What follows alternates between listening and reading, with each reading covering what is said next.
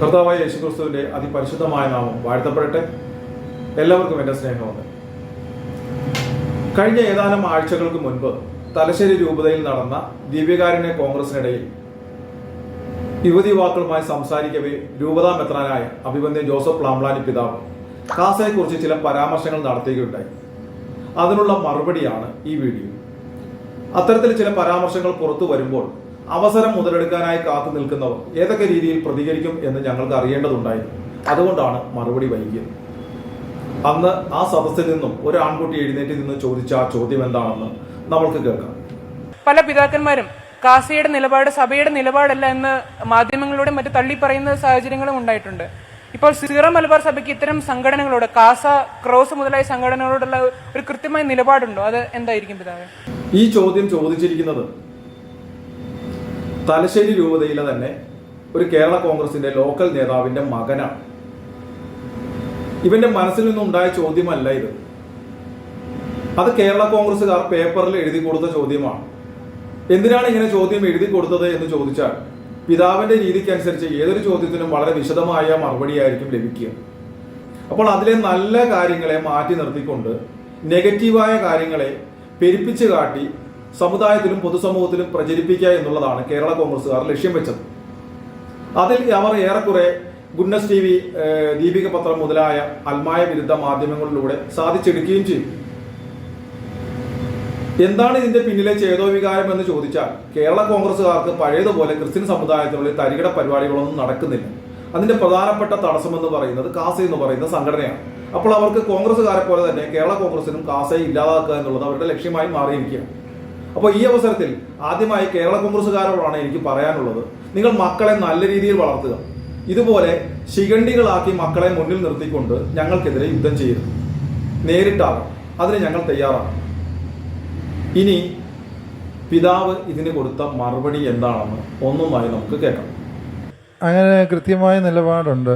എന്താന്ന് ചോദിച്ചു കഴിഞ്ഞാൽ അവരുടെ പ്രവർത്തനങ്ങളിലെ നന്മകളെ ഒന്നും നമ്മൾ തള്ളിപ്പറയുന്നില്ല. അവർ ഒരുപാട് നല്ല കാര്യങ്ങൾ ചെയ്യുന്നുണ്ട്, സമുദായത്തിന് വേണ്ടി സംസാരിക്കുന്നുണ്ട്. അതിനെക്കുറിച്ചൊന്നും നമുക്ക് ആർക്കും വിയോജിപ്പില്ല. ആദ്യമായി അദ്ദേഹം പറയുന്നത് കാസ ഒത്തിരി നല്ല കാര്യങ്ങൾ ചെയ്യുന്നുണ്ട്, അവർ സഭയ്ക്ക് വേണ്ടി സംസാരിക്കുന്നുണ്ട് എന്നാണ്. ഇതെവിടെയും ആരും പറഞ്ഞില്ല. ഇവർ പുറത്തു വന്ന ഒരു വാർത്തകളിലും അത് ഉണ്ടായിരുന്നില്ല. എന്തായാലും പിതാവിന്റെ ആ നല്ല വാക്കുകൾക്ക് ഞങ്ങൾ ഹൃദയപൂർവ്വം നന്ദി പറയും. ഇനി പിതാവ് തുടർന്ന് എന്താണ് പറയുന്നതെന്ന് കേൾക്കാം. അവർ സഭയുടെ ഔദ്യോഗിക സംഘടനയല്ല എന്ന് സഭയെക്കാലവും പറയും. കാരണം എന്താണ്? അവർ ചെയ്യുന്ന എല്ലാ പ്രവർത്തനങ്ങളുടെ ഉത്തരവാദിത്വം ഈ സഭയ്ക്കില്ല. സഭയുടെ ഔദ്യോഗിക സംഘടനയല്ല കാസ. അവർ ചെയ്യുന്നതിന്റെ ഉത്തരവാദിത്വം സഭയ്ക്കില്ല. ഇതാണ് പിതാവ് പറഞ്ഞിരിക്കുന്നത്. ഇത് പലതവണ പ്ലാംബ്ലാനി പിതാവ് തന്നെ പറഞ്ഞിട്ടുണ്ട്. പറഞ്ഞപ്പോഴൊക്കെ അതിന് മറുപടിയായി ഞങ്ങൾ പറഞ്ഞിട്ടുണ്ട്, ഞങ്ങൾക്ക് ഒരു സഭയുടെയും അംഗീകാരമില്ല, ഞങ്ങൾക്ക് ആരുടെയും അംഗീകാരം വേണ്ട, അങ്ങയുടെ ഉൾപ്പെടെയുള്ള ആരുടെയും മുന്നിൽ അംഗീകാരത്തിനായി ഞങ്ങൾ വന്നിട്ടില്ല, ഇനി ഒരിക്കലും വരികയുമില്ല. ആരുടെയും അംഗീകാരമല്ല ഒരു സംഘടനയുടെ പ്രവർത്തനത്തിന്റെ മാനദണ്ഡമെന്ന് കഴിഞ്ഞ 5 വർഷത്തെ പ്രവർത്തനം കൊണ്ട് ഞങ്ങൾ തെളിയിച്ചതാണ്. അതുമാത്രമല്ല, കാസ എന്ന് പറയുന്ന സംഘടന കത്തോലിക്ക സഭയുടെ ഒരു പോഷക സംഘടനയല്ല. കേരളത്തിലെ യഹോവ സാക്ഷികൾ ഒഴികെയുള്ള എല്ലാ സഭാവിഭാഗങ്ങളിലെയും വിശ്വാസികളുടെ ഏകീകൃത സംഘടനയാണ് കാസ. ക്രിസ്ത്യൻ ബ്രദർഹുഡാണ് ഞങ്ങൾ ലക്ഷ്യം വെക്കുന്നത്. യഥാർത്ഥ ക്രൈസ്തവരുടെ കേരളത്തിലെ പ്രതിനിധികളെന്ന് പറയുന്നതും ഞങ്ങൾ തന്നെയാണ്. എല്ലാ സഭയിലെയും വിശ്വാസികളെയും ഒരു കിട കീഴിൽ കൊണ്ടുവന്നിരിക്കുന്ന സംഘടന തന്നെയാണ് ക്രൈസ്തവരുടെ പ്രതിനിധികൾ. അപ്പോൾ അങ്ങിങ്ങനെ ഇടയ്ക്കിടെ സഭയുടെ അംഗീകാരം കാസയ്ക്കില്ല എന്ന് പറയേണ്ടതില്ല. അത് അവസാനിപ്പിക്കണമെന്നാണ് ഞങ്ങൾ അങ്ങയോട് അഭ്യർത്ഥിക്കുന്നത്. ഇനി പിതാവിന്റെ അടുത്ത പരാമർശത്തിലേക്ക് വരാം. അവർ ചെയ്യുന്ന നല്ല കാര്യങ്ങളുണ്ടോ? സഭ അതിനെ പിന്തുണയ്ക്കാൻ തയ്യാറ്. അതിനെന്ത് ചെയ്യണം? സഭയുടെ ഒരു സംഘടനയാണെങ്കിൽ സഭാ നേതൃത്വവുമായിട്ട് ചേർന്ന് പോകണം. അതാണ് അടിസ്ഥാനപരമായ വിഷയം എന്ന് പറയുന്നത്. പിതാവ് പറയുന്നത് സഭയുടെ സംഘടനയെങ്കിൽ സഭാ നേതൃത്വവുമായി ചേർന്ന് പോകണം എന്നാണ്. പിതാവെ, ഞങ്ങളും കൂടെ ചേരുന്നതാണ് സഭ, അല്ല ചില പിതാക്കന്മാരും ദീപിക പത്രവും മാത്രം ചേരുന്നതല്ല സഭ. സഭയിലെ എല്ലാ പിതാക്കന്മാരും വൈദികരും സന്യസ്തരും അൽമായരിലെ വിശുദ്ധരും പാപികളും ബലഹീനരും എല്ലാം ചേരുന്നതാണ് സഭ. അപ്പോൾ ഞങ്ങളും സഭയുടെ ഭാഗം തന്നെയാണ്. അപ്പോൾ സഭ ഇവിടെ ശക്തമായി നിലനിൽക്കണമെന്നുണ്ടെങ്കിൽ ശക്തമായ ഒരു നേതൃത്വം ഉണ്ടാവണം. അത് ഞങ്ങൾക്ക് വ്യക്തമായി അറിയാം. അതുകൊണ്ട് തന്നെ സഭാ നേതൃത്വത്തിനൊപ്പം തന്നെയാണ് ഞങ്ങൾ. സഭാ നേതൃത്വത്തിലെ ഏത് പിതാക്കന്മാർക്ക് എന്ത് പ്രശ്നമുണ്ടായാലും, സഭാ സംവിധാനങ്ങൾക്കൊരു പ്രശ്നം ഉണ്ടായാലും ആരും ആവശ്യപ്പെടാതെ തന്നെ ഞങ്ങൾ എത്താറുണ്ട്, ഞങ്ങൾ പ്രതികരിക്കാറുണ്ട്. പക്ഷേ സമുദായ താല്പര്യത്തിന് വിരുദ്ധമായി ചിലരുടെ സ്വാർത്ഥ താല്പര്യങ്ങൾക്ക് വേണ്ടി പ്രതികരണങ്ങൾ നടത്തുകയും പ്രവർത്തനങ്ങൾ ഏർപ്പെടുകയും ചെയ്യുമ്പോൾ ഞങ്ങൾ അതിനെ എതിർക്കാറുണ്ട്. അത് ഞങ്ങളുടെ കടമയാണ്, അത് ഞങ്ങൾ ഇനിയും ചെയ്യും. പക്ഷെ അതിൻ്റെ അർത്ഥം സഭാ നേതൃത്വത്തിനൊപ്പമല്ല എന്നുള്ളതല്ല. ഞങ്ങൾ സഭയ്ക്കും സഭാ നേതൃത്വത്തിനും ഒപ്പം തന്നെയാണ്. ഇനി പിതാവ് പറയുന്നത് അടുത്തത് എന്താണെന്നോ. ഈ നേതാക്കളെ ഞാൻ തന്നെ പലവട്ടം ചർച്ചയ്ക്ക് വിളിച്ചിട്ടുണ്ട്. ഈ തലശ്ശേരിയിൽ ഈ സംവിധാനം തുടങ്ങിയപ്പോൾ ഇവരാദ്യം എൻ്റെ അടുക്കൽ വന്നു ചോദിച്ചു, ഞങ്ങൾക്ക് ഏതാനും പള്ളികൾ പാലക്കോട്, ഇരിട്ടിയിൽ, അതുപോലെ തന്നെ ചെറുപുഴ, ഇങ്ങനെ പല സ്ഥലങ്ങളിൽ അവർക്ക് ഒന്നിച്ചു കൂടാൻ പള്ളിയുടെ പാരീഷ് ഹാൾ വിട്ടു തരണം, ഞങ്ങൾക്ക് ഞായറാഴ്ചകളിൽ മാസത്തിൽ 2 തവണയെങ്കിലും കൂടാൻ ആഗ്രഹമുണ്ട്. ഞാൻ പറയും നല്ല കാര്യം, നിങ്ങൾ കൂടിക്കൂ, അവർക്ക് അനുവാദം കൊടുക്കും. സഭയുടെ ഔദ്യോഗിക സംഘടനയായിട്ടല്ല, സഭയ്ക്ക് വേണ്ടി അവർ സംസാരിക്കുന്നവർ. ശരിയാണ്, പിതാവ് ഇപ്പോൾ പറഞ്ഞത് വളരെ സത്യമായ കാര്യമാണ്. പിതാവിനെ കണ്ണൂരിലെ ഞങ്ങളുടെ ജില്ലാ നേതൃത്വം പോയി കണ്ടിരുന്നു. പിതാവ് വളരെ സ്നേഹത്തോടു കൂടി അവരോട് പള്ളികളിൽ മീറ്റിംഗ് കൂടാനുള്ള അവസരം നൽകാമെന്ന് പറഞ്ഞു. എല്ലാ പള്ളികളിലേക്കും വിളിച്ചു പറഞ്ഞേക്കാമെന്ന് പറഞ്ഞു. ഇതെല്ലാം ശരി തന്നെയാണ്. പക്ഷെ അതിനുശേഷം ചില സംഭവവികാസങ്ങൾ നടന്നിരുന്നു. ഒരുപക്ഷെ പിതാവ് അത് അറിഞ്ഞിട്ടുണ്ടാവില്ല. അങ്ങനെ ചില സംഭവങ്ങൾ ഉണ്ടായതുകൊണ്ടാണ് ഒരല്പം ഞങ്ങൾക്ക് അകന്നു നിൽക്കേണ്ടി വന്നു. അങ്ങയെ കണ്ടതിന് ശേഷം, അങ്ങയുടെ അനുമതി കിട്ടിയതിന് ശേഷം ഞങ്ങളുടെ ജില്ലാ നേതൃത്വം KCYM-ന്റെ ഡയറക്ടറായിട്ടുള്ള വൈദികനുമായിട്ടാണ് ആദ്യം കണ്ടത്. അദ്ദേഹത്തിന്റെ അഭിപ്രായം എന്ന് പറയുന്നത്, ഇവിടെ KCYM, AKCC പോലുള്ള സംഘടനകൾ ഉള്ളപ്പോൾ കാസ എന്ന് പറയുന്ന ഒരു സംഘടനയുടെ ആവശ്യം എന്താണ്? നിങ്ങൾ അതൊക്കെ പിരിച്ചുവിട്ടിട്ട് നിങ്ങൾ വന്ന് ഈ സംഘടനയോടൊപ്പം ചേർന്ന് നിന്ന് പ്രവർത്തിക്കൂ എന്നുള്ളതായിരുന്നു അദ്ദേഹത്തിന്റെ നിലപാട്.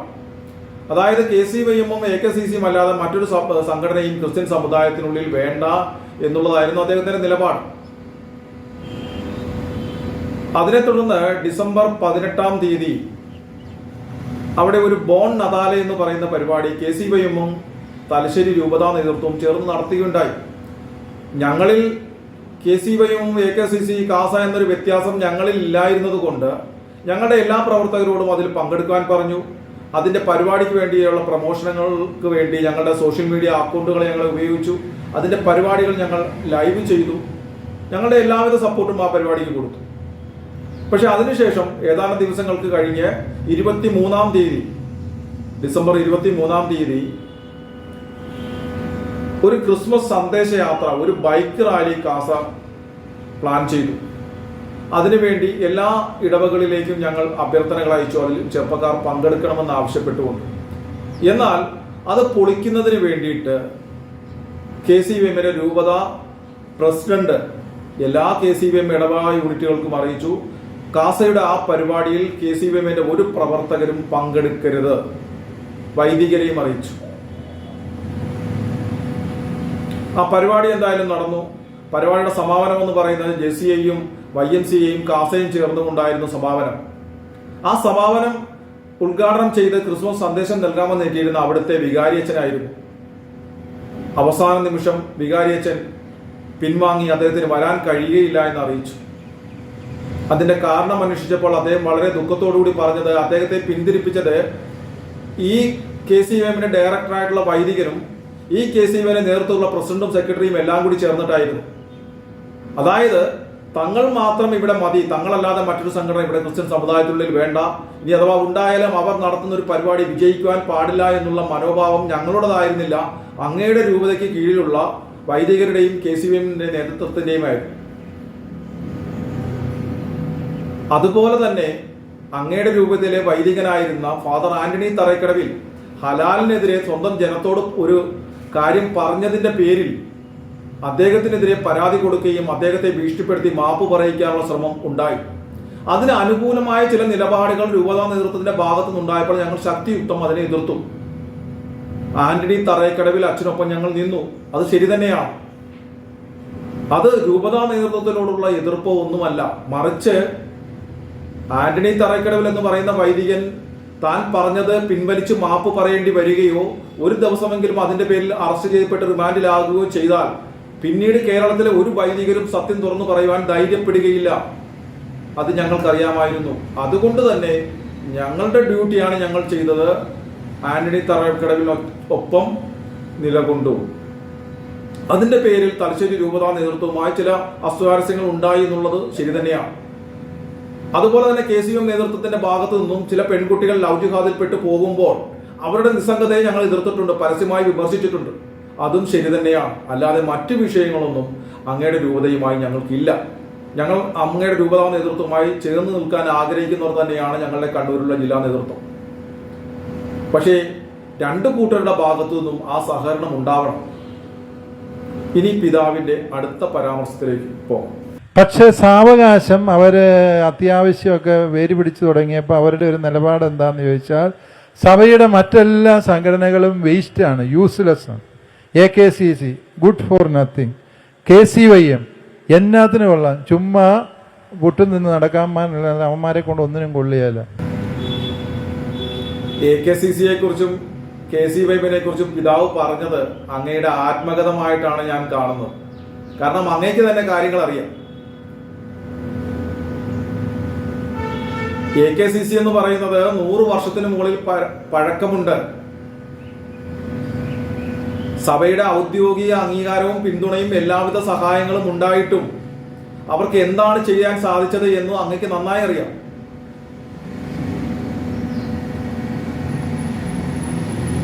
കാസ രൂപീകരിച്ചിട്ട് വെറും 5 വർഷം മാത്രമേ ആവുന്നുള്ളൂ.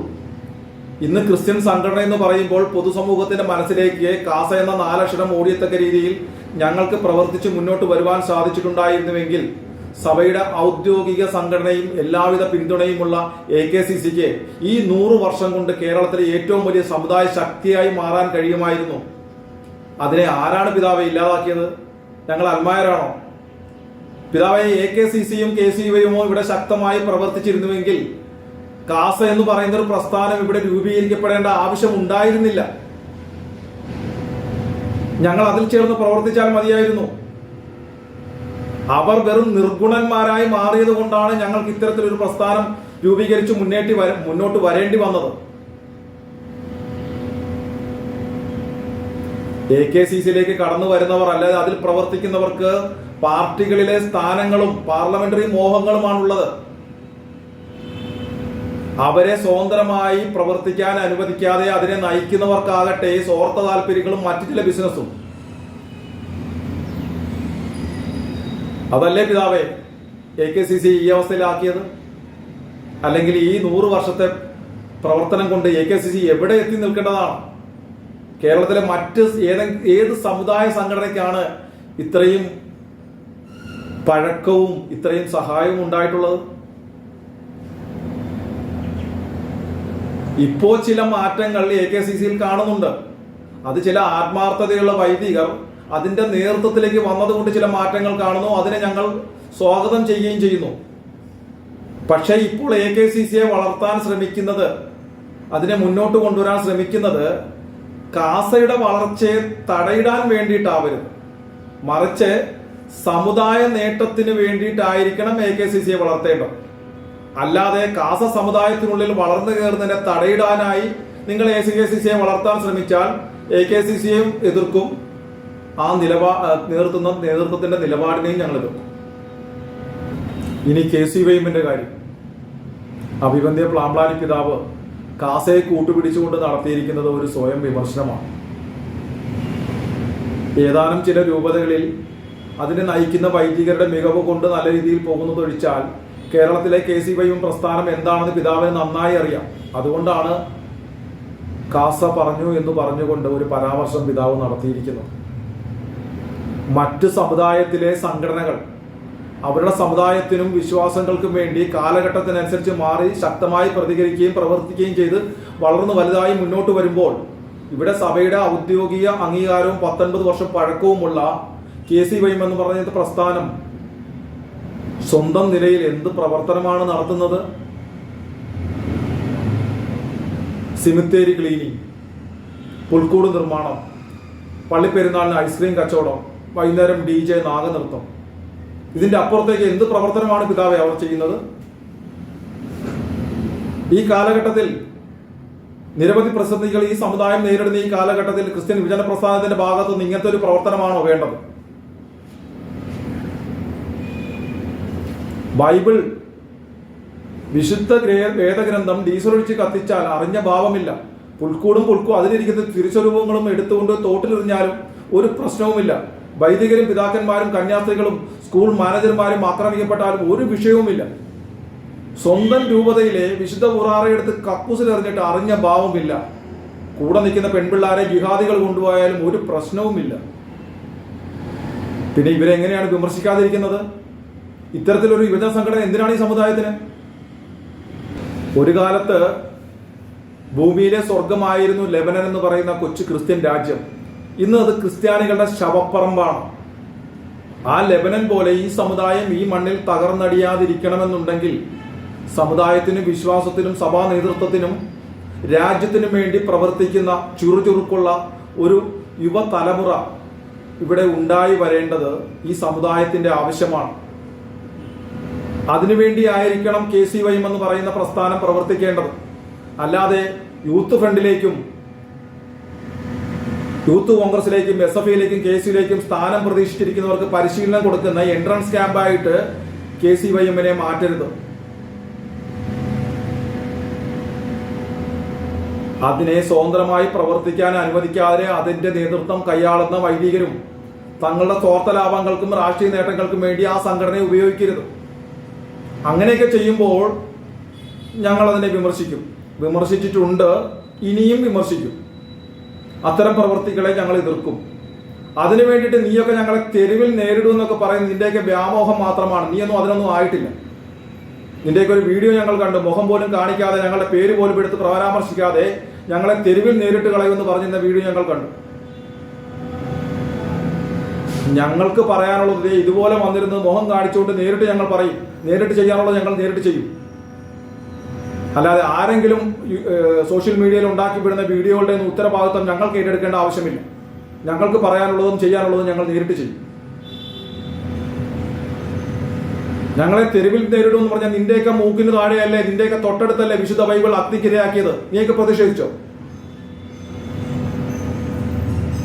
കമ്മ്യൂണിറ്റി ഹെൽത്ത് സെന്ററിൽ നിന്ന് പുൽക്കൂട് തിരുസ്വരൂപങ്ങൾ സഹിതം മുസ്തഫ എടുത്തുകൊണ്ട് പോയി തോട്ടിലെറിഞ്ഞു. നീയൊക്കെ പ്രതിഷേധിച്ചോ? പോട്ടെ, ഏതാനും ആഴ്ചകളല്ലേ ആയിട്ടുള്ളൂ നിന്റെയൊക്കെ രൂപതയിൽ നിസ്കരിക്കാൻ ഇടം കൊടുക്കാത്തതിന്റെ പേരിൽ കന്യാസ്ത്രീകളെ ഭീഷണിപ്പെടുത്തുകയും അസഭ്യം പറയുകയും ചെയ്തു. അത് കഴിഞ്ഞ് വിശുദ്ധ ഉറാറയെടുത്ത് കക്കൂസിലെറിഞ്ഞു. നീയൊക്കെ എന്താണ് പ്രതികരണം നടത്തിയത്? ഇങ്ങനൊരു പ്രതിഷേധ പ്രകടനം നീയൊക്കെ നടത്തിയോ? മുദ്രാവാക്യങ്ങൾ ഉച്ചത്തിൽ വിളിക്കാനുള്ള ഭയം കൊണ്ടാണെങ്കിൽ വാ മൂടിക്കെട്ടിക്കൊണ്ടൊരു ഒരു പ്രകടനം നടത്തിക്കൂടായിരുന്നു? നീയൊക്കെയാണ് ആ കാസയെ തെരുവിൽ നേരിടാൻ പോകുന്നത്. നീയൊന്നും അതിനൊന്നും ആയിട്ടില്ല. അപ്പോ KCYM എന്ന് പറഞ്ഞ പ്രസ്ഥാനം ഇവിടെ വളർന്നു വരേണ്ടത് ഞങ്ങളുടെയും ആവശ്യമാണ്. ഇനി പിതാവിന്റെ അടുത്ത പരാമർശത്തിലേക്ക് പോകാം. മെത്രാന്മാരെ എന്നാത്തിന് കൊള്ളാം, അച്ഛന്മാര് യൂസ്ലെസ്. മെത്രാന്മാർ എന്തിനു കൊള്ളാം, അച്ഛന്മാർ യൂസ്ലെസ്. ഇത് അഭിവന്ദ്യ പ്ലാംപ്ലാനി പിതാവ് കാസ എന്ന് പറയുന്ന സംഘടന ക്രിസ്ത്യൻ സമുദായത്തിനുള്ളിൽ വളർന്നു കയറാതിരിക്കാൻ വിശ്വാസികൾക്കിടയിൽ തെറ്റിദ്ധാരണ ഉണ്ടാക്കുന്നതിനായിട്ട് ബോധപൂർവം നടത്തിയിരിക്കുന്ന ശ്രമമാണ്. ഇതിലുള്ള ശക്തമായ പ്രതിഷേധം ഞങ്ങൾ രേഖപ്പെടുത്തുന്നു. അങ്ങീ പരാമർശം പിൻവലിക്കണം. ഞങ്ങൾ വൈദികർക്കും പിതാക്കന്മാർക്കും സന്യസ്തർക്കും ഒപ്പം തന്നെയാണ്. പക്ഷെ അങ്ങുൾപ്പെടെയുള്ള ചില പിതാക്കന്മാരെ ഞങ്ങൾ വിമർശിച്ചിട്ടുണ്ട്. ശരി തന്നെയാണ്. അങ്ങയുടെ പൊളിറ്റിക്കൽ ഇസ്ലാം അനുകൂല നിലപാടിനെ ഞങ്ങൾ ശക്തിയുക്തം എതിർത്തിട്ടുണ്ട്, ഇനിയും എതിർക്കും. കാരണം അങ്ങ് മുസ്ലിം സമുദായത്തിലെ സുന്നികളുടെ പിതാവല്ല, സീറോ മലബാർ സഭയിലെ ക്രിസ്ത്യാനികളുടെ പിതാവാണ്. മുസ്ലിം സമുദായത്തിലെ ന്യൂനപക്ഷമായിട്ടുള്ള മതമൗലികവാദികളെയും ഇസ്ലാമിക ഭീകരവാദികളെയും എതിർക്കുമ്പോൾ ആ സമുദായത്തിനില്ലാത്ത ഉത്കണ്ഠയാണ് അങ്ങേക്കുള്ളത്. അത് മതസൗഹാർദ്ദത്തിന് വിഘാതമാകുന്നെന്നാണ് പറയുന്നത്. മതസൗഹാർദ്ദം എന്ന് പറയുന്നത് നമ്മുടെ വിശ്വാസത്തിൽ അടിയുറച്ചു നിന്നുകൊണ്ട് മറ്റുള്ളവരുടെ വിശ്വാസത്തെ ബഹുമാനിക്കുമ്പോഴാണ് മതസൗഹാർദ്ദം ഉണ്ടാകുന്നത്. അത് ഇരകളുടെ മാത്രം ബാധ്യതയല്ലാതെ. അപ്പോൾ അങ്ങ് മുസ്ലിം സമുദായത്തിന് വേണ്ടിയിട്ടല്ല സംസാരിക്കേണ്ടത്, ക്രിസ്ത്യൻ സമുദായത്തിന് വേണ്ടി സംസാരിക്കണം. ബാക്കിയുള്ള കാര്യങ്ങൾ ഗവൺമെന്റ് നോക്കിക്കൊള്ളും. അതുപോലെ തന്നെ ലവ് ജിഹാദ് വിഷയത്തിൽ ഏറ്റവും കൂടുതൽ കേരളത്തിലെ സീറോ മലബാർ രൂപതകളിൽ ഏറ്റവും കൂടുതൽ പെൺകുട്ടികൾ പോയിട്ടുള്ള അങ്ങയുടെ രൂപതയിൽ നിന്നാണ്. എന്നിട്ടും ലവ് ജിഹാദ് വിഷയത്തിൽ അങ്ങ് നടത്തിയ മലക്കം മറിച്ചിലുകളെ ഞങ്ങൾ എതിർത്തിട്ടുണ്ട്. ജിഹാദ് എന്ന വാക്കിനെ വെള്ളപൂശാനുള്ള അങ്ങയുടെ ശ്രമത്തെ എതിർത്തിട്ടുണ്ട്. അതിന്റെയൊക്കെ സത്യങ്ങൾ എന്താണെന്ന് ഞങ്ങൾക്ക് നന്നായി അറിയാവുന്നതുകൊണ്ടാണ് എതിർത്തിട്ടുള്ളത്. ഇനിയും അങ്ങയുടെ ഭാഗത്ത് നിന്ന് അത്തരം പരാമർശങ്ങൾ ഉണ്ടായാൽ അതിനെ ഞങ്ങൾ എതിർക്കും. അതുപോലെ തന്നെ അങ്ങയുടെ രൂപതയിൽ ഉൾപ്പെടെയുള്ള പെൺകുട്ടികളെ കെണിയിൽപ്പെടുത്തുന്നതിന് ഉപയോഗിച്ചിട്ടുള്ളതാണ് ക്രിസ്ത്യാനികളും മുസ്ലിങ്ങളും സഹോദര മതങ്ങളാണെന്നുള്ളത്.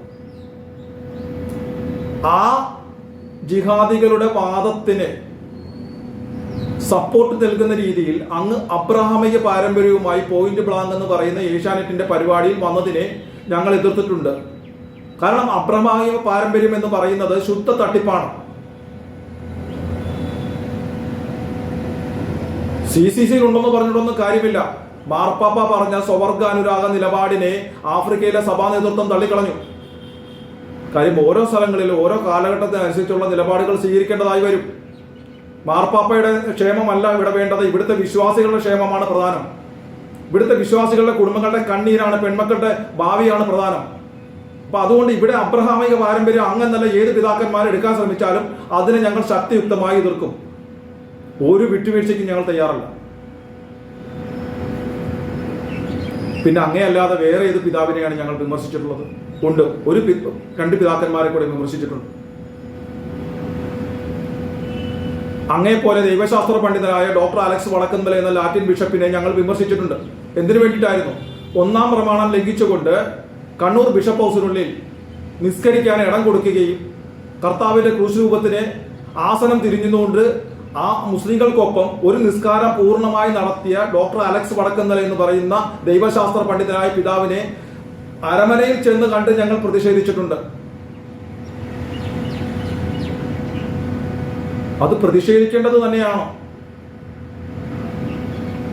അദ്ദേഹം വിശ്വാസികൾക്ക് എന്ത് സന്ദേശമാണ് കൊടുത്തിരിക്കുന്നത്?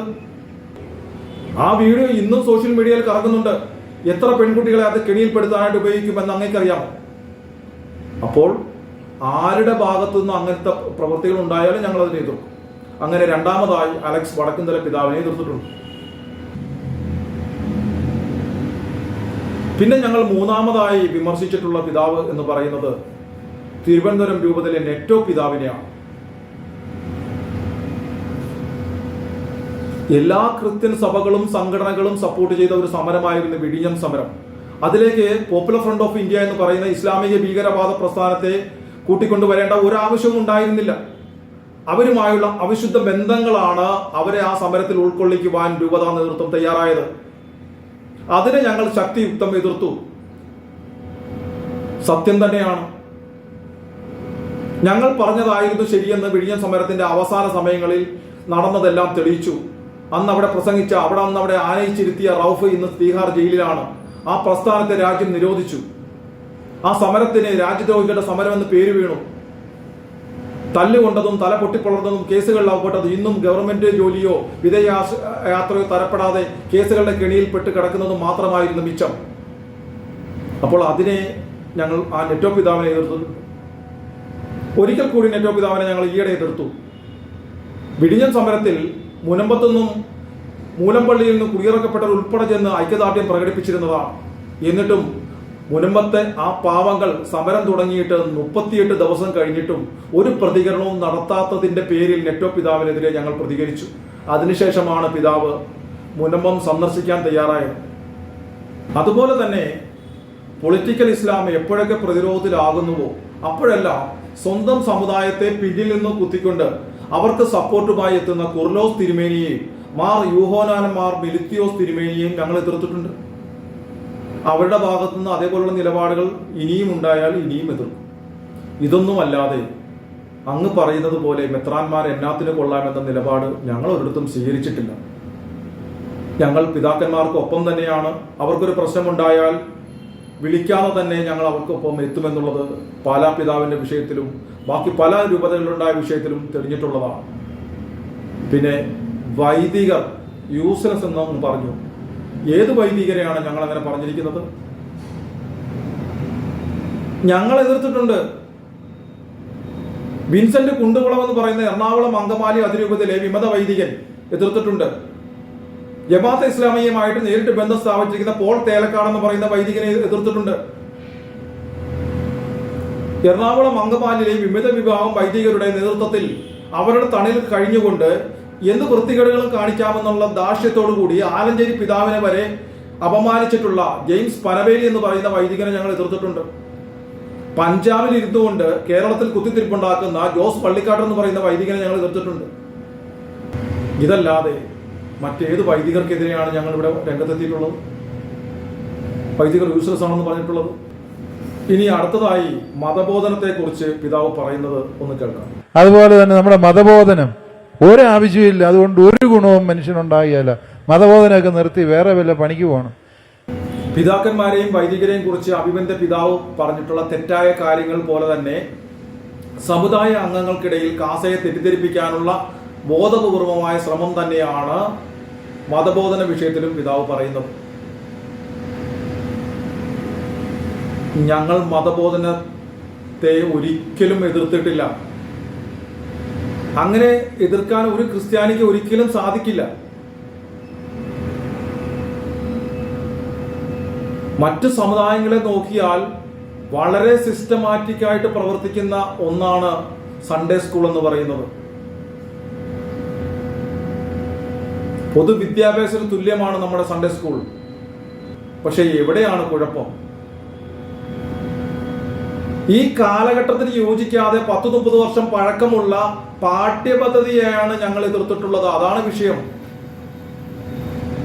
ആ പാഠ്യപദ്ധതി ഇന്നത്തെ കാലഘട്ടത്തിനനുസരിച്ച് മാറ്റണമെന്ന് ഞങ്ങൾ പലതവണ പറഞ്ഞിട്ടുണ്ട്. പല പിതാക്കന്മാർക്കും നിവേദനങ്ങൾ കൊടുത്തിട്ടുണ്ട്. എവിടെയൊക്കെ സംസാരിക്കാൻ അവസരം കിട്ടുന്നുവോ അവിടെയൊക്കെ ഞങ്ങളത് പറഞ്ഞിട്ടുണ്ട്. ശരി തന്നെയാണ്. ഈ കാലഘട്ടത്തിന് യോജിക്കാത്തതാണ് സൺഡേ സ്കൂൾ പാഠ്യപദ്ധതി. ആ ബുക്കുകളെല്ലാം മാറ്റണം. UP സ്കൂൾ മുതൽ വ്യക്തമായി കാര്യങ്ങൾ പറഞ്ഞ് മനസ്സിലാക്കി നമ്മുടെ കുട്ടികളെ വാർത്തെടുക്കാൻ സാധിക്കണം. മതസൗഹാർദ്ദം ആ ബുക്കിൽ നിന്ന് മാറ്റിവെക്കണം. ഇസ്ലാമും ക്രിസ്ത്യാനിറ്റിയും ഒന്നാണെന്ന് പറഞ്ഞുകൊണ്ടുള്ള മതസൗഹാർദ്ദം വേണ്ട. രണ്ടും രണ്ടാണെന്ന് പഠിപ്പിക്കണം. ഈസാ നബി അല്ല യേശു ക്രിസ്തു എന്ന് പറയണം. പരിശുദ്ധ കന്യാമറിയമല്ല ഖുർആനിലെ മറിയെന്ന് പറയണം. അൽ ഇലാഹ് എന്ന് പറയുന്ന ഗോത്രദൈവവും യഹോവയും ഒന്നല്ല എന്ന് പറയണം. പച്ചയ്ക്ക് തുറന്നു പറയണം. അതാണ് ഞങ്ങളുടെ അഭിപ്രായം.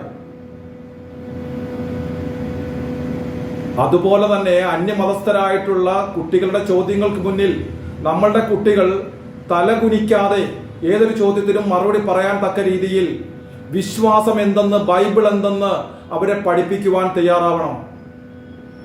ഒപ്പം ക്രിസ്ത്യാനി എന്ന് പറയുമ്പോൾ സ്വയം അഭിമാനിക്കുന്നവരാകണം. കുരിശുദ്ധത്തെ കുറിച്ച് പറഞ്ഞിട്ട് നീയൊക്കെ ലക്ഷക്കണക്കിന് ആളുകളെ കൊന്നവരല്ലേ എന്ന് പറയുമ്പോൾ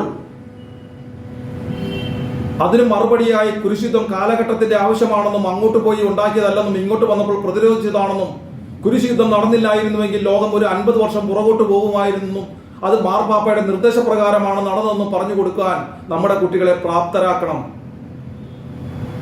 ഹിരോഷിമയിലും നാഗസാക്കിയിലും അണുബോംബിട്ട് ലക്ഷക്കരെ കൊന്നവരല്ലേ നിങ്ങൾ ക്രിസ്ത്യാനികളെന്ന് ചോദിക്കുമ്പോൾ അല്ല, പോൾ ഹാർബർ ആക്രമിച്ചതിന്റെ പേരിൽ അമേരിക്ക നടത്തിയ പ്രത്യാക്രമണമാണ് ഹിരോഷിമയും നാഗസാക്കിയും. അത് മതത്തിന്റെ പേരിലായിരുന്നില്ല എന്ന് പറയാൻ തക്ക രീതിയിൽ അവരെ പ്രാപ്തരാക്കണം. ഇന്ത്യൻ സ്വാതന്ത്ര്യ സമരത്തിൽ ക്രിസ്ത്യാനികളുടെ പങ്കെന്തെന്ന് പഠിപ്പിക്കണം. കേരളത്തിൽ നിന്ന് എത്ര ക്രിസ്ത്യാനികൾ പങ്കെടുത്തിട്ടുണ്ടെന്ന് പഠിപ്പിക്കണം. ലോകത്തെ ക്രിസ്ത്യൻ ശാസ്ത്രജ്ഞന്മാരെ കുറിച്ച് പഠിപ്പിക്കണം. അങ്ങനെ പഠിപ്പിച്ച് ക്രിസ്ത്യാനി എന്ന് പറയുമ്പോൾ രോമാഞ്ചമുണ്ടാകുന്ന രീതിയിൽ അവനെ ആത്മാഭിമാനമുള്ളവരാക്കി മാറ്റാൻ ആ പാഠ്യപദ്ധതിക്ക് സാധിക്കണം. അല്ലാതെ 30 വർഷം പഴക്കമുള്ള സാധനം കൊണ്ടുവന്നിട്ട് ഈ 2024 പഠിപ്പിക്കുകയല്ല വേണ്ടത്. കുറച്ച് മാറ്റങ്ങളൊക്കെ വരുത്തിയിട്ടുണ്ട്, അത് പോരാ, പൂർണ്ണമായും മാറ്റണം. അത് തന്നെയാണ് ഞങ്ങളുടെ ആവശ്യം, അത് തന്നെയാണ് ഞങ്ങളുടെ നിലപാട്. അതിൽ ഞങ്ങൾ ഉറച്ചു നിൽക്കുന്നു. അല്ലാതെ സൺഡേ സ്കൂൾ പാഠ്യപദ്ധതി വേണ്ട എന്നങ്ങ് പറഞ്ഞിട്ട് അങ്ങ് കാര്യങ്ങളെ വളച്ചൊടിക്കുകയാണ് അങ്ങ് ചെയ്യുന്നത്. അതുപോലെ തന്നെ ഞങ്ങൾ പറഞ്ഞിട്ടുണ്ട്, സൺഡേ സ്കൂൾ അധ്യാപകർക്കും അധ്യാപികമാർക്കും വർഷത്തിൽ 2 പ്രാവശ്യം ഒരു ക്യാമ്പ് നടത്തി എങ്ങനെ പഠിപ്പിക്കണമെന്ന്, അവർക്ക് ട്രെയിനിങ് കൊടുക്കണമെന്ന് ഞങ്ങൾ ആരോടൊക്കെ പറയാൻ സാധിക്കുമോ അവരോടെല്ലാം പറഞ്ഞിട്ടുണ്ട്. ഓരോ ഇടവകയിലെയും സ്മാർട്ടായിട്ടുള്ള പിള്ളേർ അല്ലെങ്കിൽ KCBMന്റെ പ്രവർത്തകർ ഇങ്ങനെയുള്ളവരെയൊക്കെ പിടിച്ച് അധ്യാപകരാക്കും. അവർക്ക് തോന്നുന്ന രീതിയിൽ അവർ പഠിപ്പിക്കും. അവരോട് സംശയങ്ങൾ ചോദിക്കുമ്പോൾ സാധാരണ സ്കൂളുകളിൽ അവരുടെ സഹപാഠികളായിട്ടുള്ള മുസ്ലിങ്ങളോ ഹിന്ദുക്കളോ ചോദിക്കുന്ന ചോദ്യങ്ങൾക്ക് മറുപടി പറയാനില്ലാതെ വരുമ്പോൾ സംശയങ്ങളായി അവർ പിറ്റേ ഞായറാഴ്ച വന്ന് ചോദിക്കുമ്പോൾ ഇവർക്ക് അറിയാവുന്ന രീതിയിൽ അവർ പറഞ്ഞു കൊടുക്കും. അങ്ങനെയല്ല, വ്യക്തമായ ആ പാഠ്യപദ്ധതിയെക്കുറിച്ച് പഠിപ്പിക്കാൻ അവർക്ക് ട്രെയിനിങ് കൊടുക്കണമെന്ന് ഞങ്ങൾ പറഞ്ഞിട്ടുണ്ട്. ഇതല്ലാതെ മതബോധനം വേണ്ട എന്നോ അത് ആവശ്യമില്ല എന്നോ ഞങ്ങൾ പറഞ്ഞിട്ടില്ല. അങ്ങ് ആ നടത്തിയിരിക്കുന്ന ബോധപൂർവമായ തെറ്റിദ്ധാരണജനകമായ ആ പരാമർശവും അങ്ങ് പിൻവലിക്കണം എന്നാണ് ഞങ്ങൾക്ക് അങ്ങയോട് അഭ്യർത്ഥിക്കാനുള്ളത്. ഇനി പിതാവ് അടുത്ത പറയുന്നതിലേക്ക് നമുക്ക് പോകാം. സഭയുടെ വ്യവസ്ഥാപിത സംവിധാനങ്ങളെ മുഴുവനും വെല്ലുവിളിക്കുന്ന സമീപനങ്ങൾ ഇവരുടെ ഭാഗത്തു നിന്നുണ്ടായി. സഭയുടെ വ്യവസ്ഥാപിത സംവിധാനങ്ങളെ കാസ വെല്ലുവിളിച്ചിട്ടുണ്ട് എന്ന് പറയുന്നു. ഞങ്ങൾ ഒരു വെല്ലുവിളിയും ഒരു വ്യവസ്ഥാപിത സംവിധാനത്തിന് നേരെ നടത്തിയിട്ടില്ല. ചില വിഷയങ്ങൾ ഉണ്ടാകുമ്പോൾ, ചില പ്രശ്നങ്ങൾ ഉണ്ടാകുമ്പോൾ മൗനം പാലിക്കുമ്പോൾ അതിൽ നിലപാട് വ്യക്തമാക്കണമെന്ന് KCBCയോട് ആവശ്യപ്പെട്ടിട്ടുണ്ട്. അഴകുഴമ്പൻ നിലപാട് സ്വീകരിക്കാതെ വ്യക്തമായ മറുപടികൾ നൽകണമെന്ന് ആവശ്യപ്പെട്ടിട്ടുണ്ട്. ഇനി ദീപിക പത്രമാണ് അങ്ങ് പറയുന്ന വ്യവസ്ഥാപിത സംവിധാനങ്ങളിൽ ഒന്ന് എങ്കിൽ ദീപിക പത്രത്തിന്റെ മാനേജ്മെന്റിന്റെ നിലപാടുകളെ ഞങ്ങൾ എതിർത്തിട്ടുണ്ട്, ഇനിയും എതിർക്കും. ദീപിക പത്രം ദീപികയായിട്ടുള്ള പഴയ നസ്രാണി ദീപികയായി തന്നെ തിരിച്ചു വന്ന് സമുദായത്തിന് വേണ്ടി എന്നും നിലകൊള്ളണം എന്ന് തന്നെയാണ് ഞങ്ങളുടെ ആഗ്രഹം. എന്നാൽ അതിന്റെ മാനേജ്മെന്റിൽ കടന്നുകൂടിയിരിക്കുന്ന ചിലരുടെ സ്വാർത്ഥ താല്പര്യങ്ങളും അവിശുദ്ധ ബന്ധങ്ങളുടെയും പേരിൽ പൊളിറ്റിക്കൽ ഇസ്ലാം കോൺഗ്രസ് അനുകൂല നിലപാടുകൾ സ്വീകരിക്കുമ്പോൾ ഞങ്ങൾ അതിനെ എതിർത്തിട്ടുണ്ട്, ഇനിയും എതിർക്കും. കർത്താവായ യേശുക്രിസ്തു ജീവിച്ചിരുന്നു എന്നതിന്റെ തെളിവുകൾ ഉള്ളത് ഇസ്രായേലിലാണ്. ആ രാജ്യം ജിഹാദികൾക്ക് കീഴ്പ്പെട്ടാൽ ക്രിസ്തു ജീവിച്ചിരുന്നതിന്റെ ഒരു തെളിവ് പോലും അവശേഷിക്കുകയില്ല. അപ്പോൾ ആ വിശുദ്ധ നാടിനെ ആക്രമിപ്പിക്കുന്ന ഇസ്ലാമിക ഭീകരവാദ സംഘടനയായ ഹമാസിനെ പോരാളികളെന്ന് വിശേഷിപ്പിക്കുമ്പോൾ ഞങ്ങൾ എതിർക്കും. അത് സമുദായ പത്രമാവുമ്പോൾ കൂടുതൽ എതിർക്കും. സമുദായത്തിനുള്ളിലെ ഒരു വിദ്യാഭ്യാസ സ്ഥാപനത്തിൽ നിസ്കരിക്കാൻ ഇടം കൊടുക്കാത്തതിന്റെ പേരിൽ മതമൗലികവാദികൾ അവിടെ പ്രശ്നമുണ്ടാക്കിയ വാർത്ത മറ്റെല്ലാ മാധ്യമങ്ങളും റിപ്പോർട്ട് ചെയ്യുമ്പോൾ ദീപിക എന്ന് പറയുന്ന ഒരു സമുദായ പത്രം എന്ന് അവകാശപ്പെടുന്ന പത്രമാധ്യമം ഒരു ചെറു കോളം വാർത്ത പോലും കൊടുക്കാതെ വരുമ്പോൾ അതിനെ ഞങ്ങൾ എതിർക്കും. അപ്പോൾ എതിർക്കുന്നത് ദീപിക എന്ന് പറയുന്ന പത്രത്തെയല്ല, മറിച്ച് അതിന്റെ മാനേജ്മെന്റിലുള്ള ചിലരുടെ നിലപാടുകളെയാണ്. അപ്പോൾ നിലപാടുകൾ മാറ്റാത്തിടത്തോളം കാലം ഞങ്ങൾ അതിനെ എതിർക്കും. ഇനി പിതാവ് അടുത്തതായി എന്താണ് പറയുന്നത്? പ്രിയപ്പെട്ടവരെ, നമുക്ക് പെട്ടെന്നൊരു ആവേശത്തിൽ ഏതെങ്കിലുമൊക്കെ ഒരു തീവ്രവാദ നിലപാടുകളുടെ ഒപ്പം നിൽക്കാൻ ചിലപ്പം തോന്നിയെന്നിരിക്കും. അതൊരു പ്രലോഭനം മാത്രമാണ്. പിതാവ് പറയുന്നത് പെട്ടെന്നൊരു ആവേശത്തിന് പ്രലോഭനങ്ങൾ ഉണ്ടാകുമ്പോൾ തീവ്രവാദ നിലപാടുകൾക്കൊപ്പം നിൽക്കുവാൻ തോന്നും എന്നാണ്. അങ്ങ് അതെന്താണ് ഉദ്ദേശിച്ചതെന്ന് ഞങ്ങൾക്ക് മനസ്സിലായിട്ടില്ല. ഇനി ഞങ്ങളുടെ ദേശീയതയ്ക്കൊപ്പമുള്ള നിലപാടാണെങ്കിൽ അതെങ്ങനെയാണ് തീവ്രവാദ നിലപാടാകുന്നത്? ലോകമെമ്പാടും ഈ കേരളത്തിൽ ഉൾപ്പെടെ ആരിൽ നിന്നാണ് ക്രിസ്ത്യൻ സമുദായം ഭീഷണി നേരിടുന്നത് എന്നുള്ളത് ഞങ്ങൾക്ക് വളരെ വ്യക്തമായിട്ടറിയാം. അപ്പോൾ അതിന് പ്രലോഭനവും എല്ലാവിധ സപ്പോർട്ടും കൊടുക്കുന്നവർക്കൊപ്പം നിൽക്കണമെന്നാണ് അങ്ങ് പറയുന്നത്. അങ്ങനെ നിൽക്കാൻ കോൺഗ്രസ് കർത്താവ് സ്ഥാപിച്ച പാർട്ടിയൊന്നും അല്ലല്ലോ പിതാവ്. ഇവിടെ പിതാക്കന്മാർക്കും വൈദികർക്കും രാഷ്ട്രീയമാകാമെങ്കിൽ കാസ എന്ന് പറയുന്ന സംഘടനയ്ക്ക് ഒരു രാഷ്ട്രീയ നിലപാട് എടുത്തുകൂടാ എന്ന് അങ്ങ് എന്ത് അടിസ്ഥാനത്തിലാണ് പറയുന്നത്? അങ്ങനെ ഒരു നിലപാടെടുത്താൽ അത് തീവ്രവാദത്തിനൊപ്പമാണെന്ന് അങ്ങ് എന്തിന്റെ പേരിലാണ് പറയുന്നത്? ഞങ്ങളുടെ മുദ്രാവാക്യം എന്ന് പറയുന്നത് എന്റെ രാജ്യം എന്റെ വിശ്വാസം എന്നുള്ളതാണ്. അത് അടിസ്ഥാനപ്പെടുത്തിയെടുത്തത് കർത്താവായ യേശുക്രിസ്തു പറഞ്ഞ സീസറിനുള്ളത് സീസറിന്, ദൈവത്തിനുള്ളത് ദൈവത്തിനുള്ളത് എന്ന വാക്യത്തിന്റെ അടിസ്ഥാനത്തിലാണ്. സ്വന്തം വിശ്വാസം പോലെ തന്നെ സ്വന്തം രാജ്യത്തെ സ്നേഹിക്കുക, അത് തന്നെയാണ് ഞങ്ങൾ ചെയ്തുകൊണ്ടിരിക്കുന്നത്. രാജ്യം ആര് ഭരിക്കുന്നു എന്നുള്ളതല്ല, ആര് ഭരിച്ചാലും രാജ്യത്തിനൊപ്പം നിൽക്കുക. പക്ഷേ യഥാർത്ഥ ശത്രു ആരാണെന്ന് തിരിച്ചറിയാനുള്ള വിവേക ബുദ്ധി ഞങ്ങൾക്കുണ്ട്. അതുകൊണ്ട് അതിനെ ഒന്നും ഒരു പ്രലോഭനമായി കണ്ടോ തീവ്രവാദ നിലപാടായി കണ്ടോ അങ്ങ് ചിത്രീകരിക്കുന്നത് വളരെ തെറ്റാണ്. ഇനി പിതാവിന്റെ അടുത്ത പരാമർശത്തിലേക്ക് പോകാം. മനസ്സിലാക്കുക, ഈ സഭ എക്കാലവും പ്രതിസന്ധികളിലൂടെ കടന്നുപോയിട്ടുണ്ട്. ഒരു കാലത്തും ഈ 20 നൂറ്റാണ്ടുകൾ നീണ്ട സഭാ ചരിത്രത്തിൽ ഒരിടത്തും സഭയ്ക്ക് വേണ്ടി ആരും ചുവപ്പ് പരവതാനിയൊന്നും വിരിച്ച് കൈകൊട്ടി സ്വീകരിച്ചിട്ടൊന്നുമില്ല. സഭ കടന്നു പോകുന്നത് പീഡാനുഭവങ്ങളുടെ തീവ്രമായ മരുഭൂമിയിലൂടെയാണ്. എക്കാലവും സഭ അങ്ങനെയാണ് കടന്നുപോയത്. ആ സഭയെ നയിക്കുന്ന ഒരു സുവിശേഷമുണ്ട്. സ്നേഹത്തിൻ്റെ, കരുതലിൻ്റെ, പരസ്പരം ആദരിക്കുന്നതിൻ്റെ ഒരു സുവിശേഷമുണ്ട്. പിതാവ് പറയുന്നത് രക്തസാക്ഷിത്വത്തിലൂടെയും പീഡാനുഭവങ്ങളിലൂടെയുമാണ് സഭ വളർന്നത് എന്നാണ്. പക്ഷേ സഭയ്ക്ക് വേണ്ടി പല വിശുദ്ധരും രക്തസാക്ഷികളായിട്ടുണ്ടോ എന്നുള്ളത് സത്യം തന്നെയാണ്. പക്ഷെ പ്രധാനമായും സഭ വളർന്നത് രാജാക്കന്മാരിലൂടെയാണ്.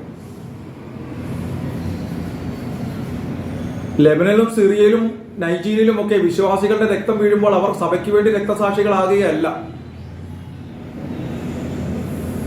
അവരിലൂടെ സഭ വളരുകയുമില്ല. വിശ്വാസികളില്ലെങ്കിൽ പിന്നെ എവിടെയാണ് സഭ ഉണ്ടാവുന്നത്?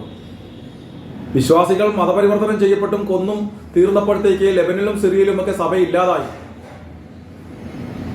ശ്രീലങ്കയിൽ ഈസ്റ്റർ ദിനത്തിൽ പ്രാർത്ഥിച്ചു കൊണ്ടുവന്നിരുന്ന കുഞ്ഞു മക്കളടക്കം 250ഓളം പേരാണ് പൊട്ടിച്ചിതറിയത്. അവർ സഭയുടെ രക്തസാക്ഷികളാണോ? ഒരിക്കലുമല്ല പിതാവേ, ഒരിക്കലുമല്ല. അവർ സഭയുടെയും ഭരണകൂടത്തിന്റെയും നിസ്സംഗതയുടെ രക്തസാക്ഷികളാണ്. അല്ലാതെ അവർ സഭയ്ക്ക് വേണ്ടിയല്ല അവർ രക്തസാക്ഷിത്വം വഹിച്ചത്. നിങ്ങൾ അവിടുത്തെ സഭാ നേതൃത്വം കൃത്യമായ സമയത്ത് യഥാർത്ഥ അപകടത്തെ തിരിച്ചറിഞ്ഞ് ചൂണ്ടിക്കാട്ടി ബോധവൽക്കരിക്കാൻ ശ്രമിച്ചിരുന്നുവെങ്കിൽ അവിടെ നിരപരാധികളുടെ രക്തം ആ പള്ളിക്കുള്ളിൽ വീഴില്ലായിരുന്നു. ഉത്തരവാദിത്തപ്പെട്ടവരെ അറിയിച്ച് ഭരണകൂടത്തെ കൊണ്ട് നടപടികൾ സ്വീകരിപ്പിച്ചിരുന്നുവെങ്കിൽ ആ നിരപരാധികൾ പൊട്ടിച്ചിതറില്ലായിരുന്നു.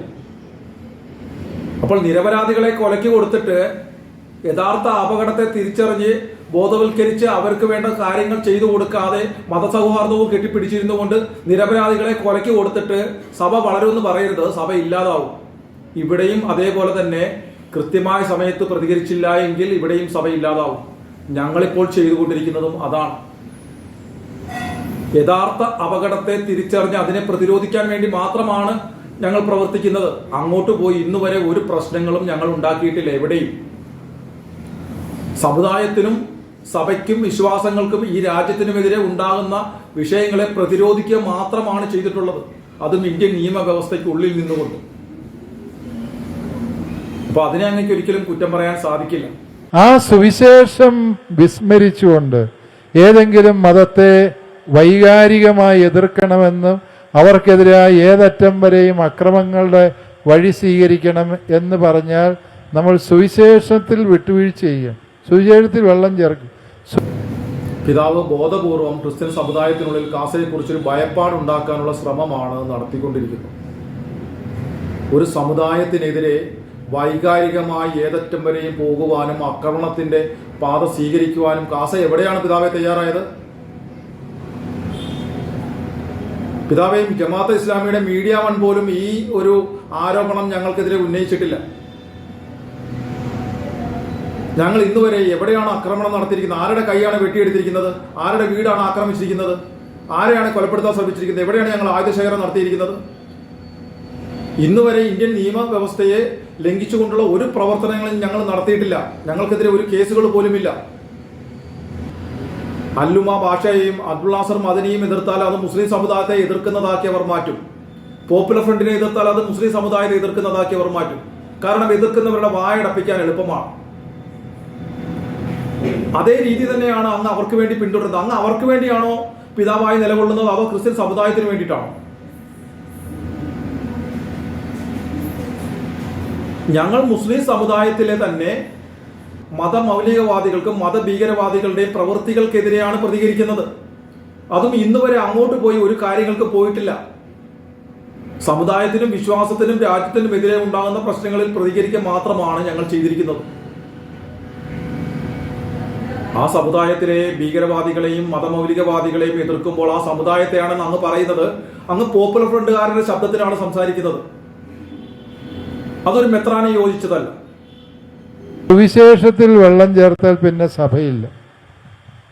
സഭ ഈ 20 നൂറ്റാണ്ട് നിലനിന്നതിൻ്റെ കരുത്തെന്ത് എന്ന് ചോദിച്ചാൽ ഈശോ തന്ന സുവിശേഷത്തിൻ്റെ വഴിയിൽ സഭ നടന്നു. എന്ന് സഭ സുവിശേഷത്തിൽ നകന്നോ അന്ന് മാത്രമേ സഭ ദുർബലമായിട്ടുള്ളൂ. സുവിശേഷത്തിൽ വെള്ളം ചേർത്താൽ പിന്നെ സഭയില്ല, ശരി തന്നെയാണ് പിതാവേ. പക്ഷെ ആ വെള്ളം ചേർത്തത് സാധാരണ ഞങ്ങൾ അൽമായരാണോ?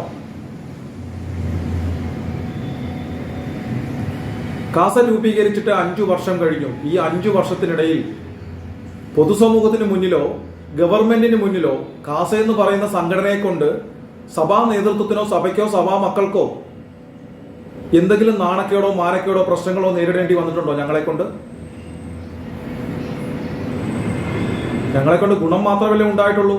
പക്ഷെ ഞങ്ങളെ കൊണ്ട് പ്രശ്നങ്ങൾ ഉണ്ടായിട്ടുള്ളൂ. ഇവിടുത്തെ രാഷ്ട്രീയക്കാർക്ക് ഉണ്ടായിട്ടുണ്ട്, മതമൗലികവാദികൾക്ക് ഉണ്ടായിട്ടുണ്ട്, മതഭീകരവാദികൾക്കും രാജ്യദ്രോഹികൾക്കും ഉണ്ടായിട്ടുണ്ട്. അതിൽ പിതാവ് വേദനിക്കേണ്ട കാര്യമില്ലല്ലോ. പിന്നെ സമുദായത്തിനകത്ത് കാസയെ കൊണ്ട് എന്ത് പ്രശ്നമാണ് പിതാവെ ഉണ്ടായിട്ടുള്ളത്? കാസയുടെ ആരെങ്കിലും പീഡന കേസിൽ ജയിലിൽ പോയിട്ടുണ്ടോ? ഞങ്ങൾക്കെതിരെ ആരെങ്കിലും സത്യാഗ്രഹം ഇരുന്നിട്ടുണ്ടോ? കർദിനാളിന്റെ കോലം കത്തിച്ചത് ഞങ്ങളായിരുന്നു. മാർപ്പാപ്പയുടെ പ്രതിനിധിയെ കുപ്പി എറിഞ്ഞത് ഞങ്ങളായിരുന്നു. കുർബാന മധ്യേ ബലിപീഠം മറച്ചിട്ടതും മൈക്ക് ഓഫ് ചെയ്തതും വൈദികനെ മർദ്ദിച്ചതും ഞങ്ങളാണോ? ഈ ക്രിസ്മസ് നാളിൽ പോലും അത്യുന്നതങ്ങളിൽ ദൈവത്തിന്റെ മുഖത്തും ഭൂമിയിൽ സന്മനസ്സുള്ളവർക്ക് സമാധാനം എന്ന് പറഞ്ഞതിന് ശേഷം വന്നു നിന്ന് ബസിലിക്കയുടെ മുന്നിൽ നിന്ന് മുദ്രാവാക്യം വിളിക്കുന്നത് കണ്ടു. എങ്ങോട്ട് തിരിഞ്ഞു നിന്ന് കുർബാന ചൊല്ലണമെന്നതിൽ ഒരു സമവായം ഉണ്ടാക്കാൻ പോലും സഹായിക്കാതെ പൊതുസമൂഹത്തെ കൊണ്ട് ചിരിപ്പിക്കുക. ഇതിന് കാരണക്കാർ കാസയാണ്. അതിന്റെ പിന്നിൽ നിന്ന് കുളം കലക്കി മീൻ പിടിക്കാൻ ശ്രമിക്കുന്നത് ആരാണെന്ന് ഞങ്ങൾ പറയണം. നിന്റെ ഒരു കരണത്തെ അടിക്കുന്നവന് മറുകരണം കാണിച്ചു കൊടുക്കുക എന്ന് മാത്രമല്ല സുവിശേഷത്തിൽ പറഞ്ഞിരിക്കുന്നത്. തന്റെ മുഖത്തടിച്ച പടയാളികളോട് നീ എന്തിനെന്നെ തല്ലി എന്ന് തിരിച്ചു ചോദിച്ച പ്രതികരിച്ച കർത്താവായ യേശു ക്രിസ്തുവിനെ കാണാം. കള്ളന്മാരെയും ചുങ്കക്കാരെയും എല്ലാം കച്ചവടക്കാരെയും ജെറുസലേം ദേവാലയത്തിൽ നിന്ന് ചാട്ടവാറിനടിച്ച് പുറത്താക്കിയ യേശു ക്രിസ്തുവിനെയും കാണാം. അപ്പോ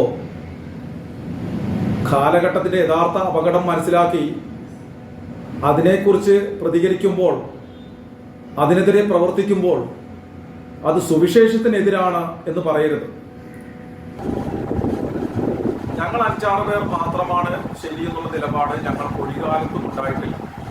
ഞങ്ങളെ കാണണമെന്ന് ആവശ്യപ്പെട്ടിട്ടുള്ള പിതാക്കന്മാരുടെയും വൈദികരുടെയും മുന്നിൽ ഞങ്ങൾ ചെന്നിട്ടുണ്ട്.